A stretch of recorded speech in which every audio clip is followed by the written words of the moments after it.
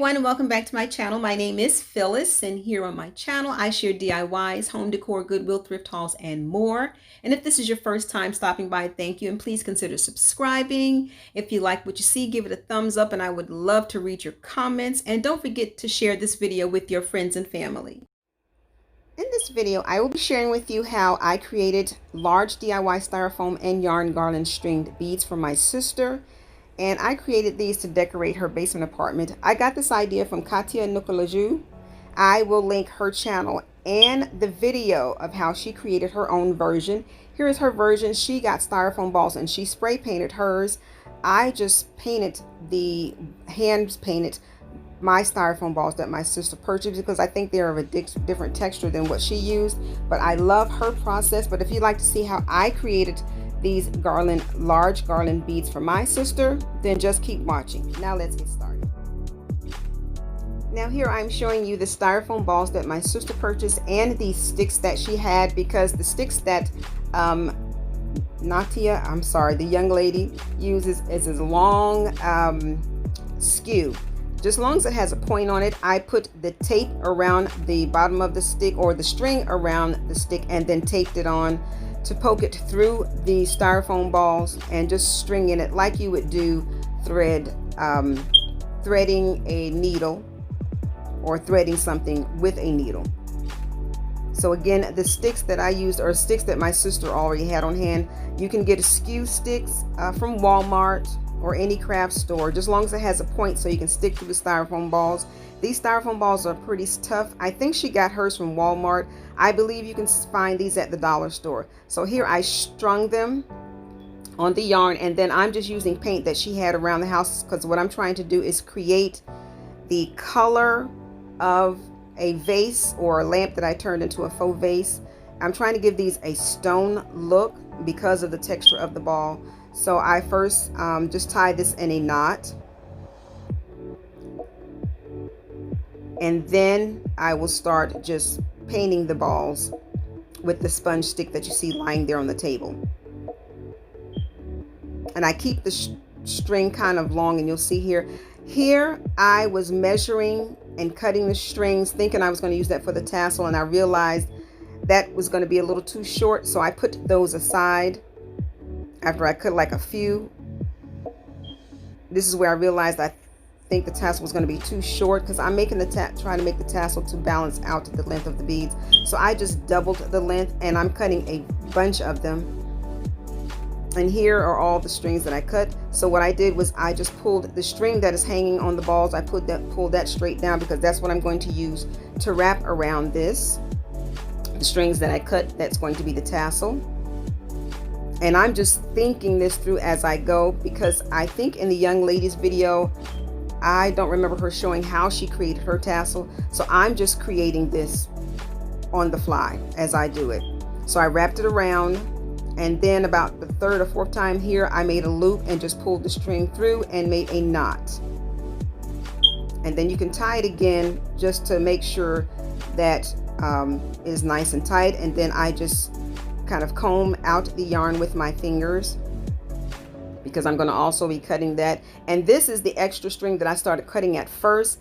I am creating that knot that goes halfway down to make it look like a tassel. I'll be bringing up a picture here so you can see what I'm trying to create. And I just tied that in a knot. This is what I'm trying to create, that part of the tassel. So this extra thread that extra string that I'm tying around, it's what I cut at first when I realized the tassel would have been too short. So I'm just tying it to make knots, and I tie it several times, and then I'll be cutting off the excess.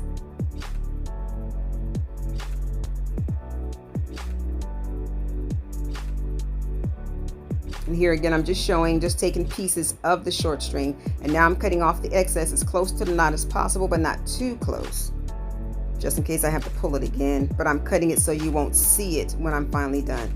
So here I'm going to lay it out, and I'm just going to comb out with my fingers. I'm just going to comb out the yarn so that I can cut it even, cut off the excess to make it even. Now, if you'd like, you can keep your styrofoam white and the tassel like that, because this looks pretty nice. But again, I'm just trying to I'm going to paint this to match the vase or the faux vase that is going to be sitting next to. Now here I just took the sponge stick and I just squeezed out dollops of paint, gray, black, and she had some yellow and some off-white. And there's really no technique. I'm just doing this on the fly, trying to get a gray whitewash texture. These styrofoam balls that my sister purchased, they're not smooth, and you'll see up close in the final reveal of what they look like. I think the ones that the young lady used in her videos, her styrofoam balls look smooth. And here it is all finished. And again, you can actually, because of the texture of these styrofoam balls, you can actually spray paint it, and it's a shortcut instead of doing what I did. I just kept layering until I got I guess these look like stone beads.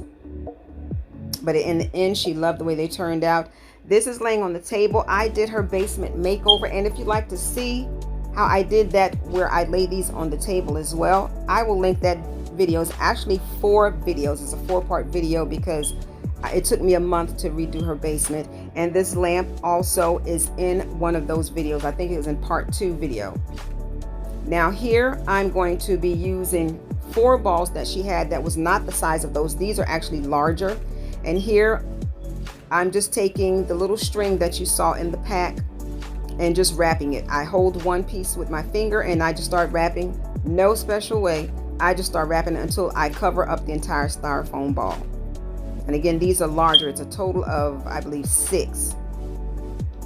And while wrapping these, when I got through to thread it, what I recommend is you use a thicker thread than this rope to go through the balls, because you will see at the end the rope is going to break and my balls are going to come apart. So I just used a thicker thread to put on the end of the stick, and I secured it with the clear tape, packing tape, real tight, and I force the stick through the ball with the rope being thicker that I'm threading through. But again, this here, I'm just wrapping it around, but what you'll see when I thread these balls, the rope was actually too thin to hold the weight of the balls, because the weight of these balls get heavier when you wrap them with the twine.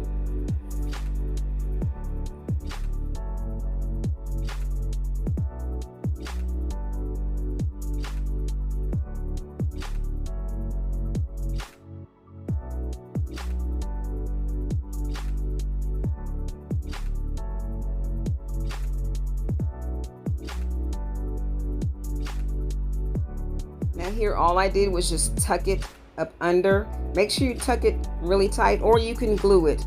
I found that when I started putting together, some of my ropes came untucked, so I just tucked them a little deeper in.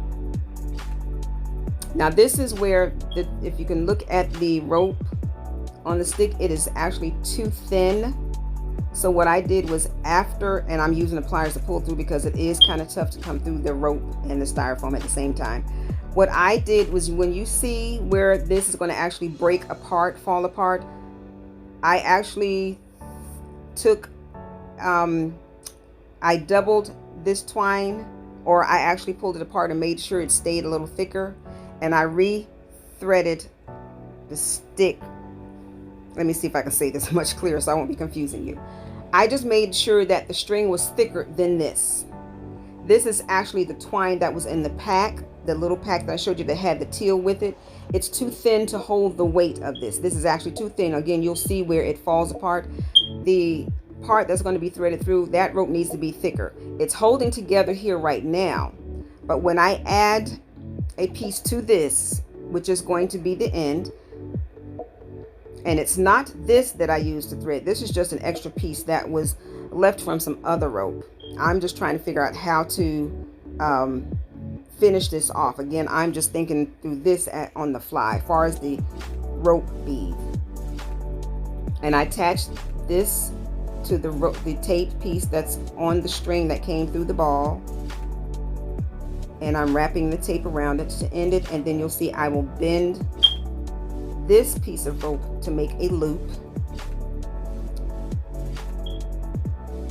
like this, and then I'm just going to put tape around it again. And then what I'm going to do is wrap some more of this same rope that's thick around the tape.